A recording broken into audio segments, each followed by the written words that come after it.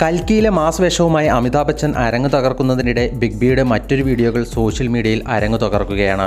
Deep ഫേക്കിലൂടെ സൃഷ്ടിച്ച വീഡിയോകൾ അമിതാഭിൻ്റേതാണെന്ന വ്യാജേനയാണ് സമൂഹ മാധ്യമങ്ങളിൽ വൈറലായിക്കൊണ്ടിരിക്കുന്നത്. ലൈംഗികാരോഗ്യവുമായി ബന്ധപ്പെട്ട ഉൽപ്പന്നങ്ങളുടെ വിൽപ്പന പ്രോത്സാഹിപ്പിക്കുന്നതിന്റെ ഭാഗമായാണ് ബിഗ് ബിയെ മോഡലാക്കിക്കൊണ്ടുള്ള അശ്ലീല വീഡിയോ ഇറക്കിയിരിക്കുന്നത്. ഇന്നത്തെ കാലത്ത് സിനിമാ താരങ്ങൾ മാത്രമല്ല ഏതു സാധാരണക്കാരനും ഇത്തരത്തിലുള്ള ഡീപ് ഫേക്കുകൾക്ക് ഇരയായേക്കാം. ചിത്രങ്ങളും വീഡിയോകളും മാത്രമല്ല ശബ്ദവുമടക്കം ആർക്കും സൃഷ്ടിക്കാനാകുന്ന ഡീപ് ഫേക്ക് വില്ലന്മാരുടെ ലോകത്താണ് നാം ജീവിക്കുന്നത്.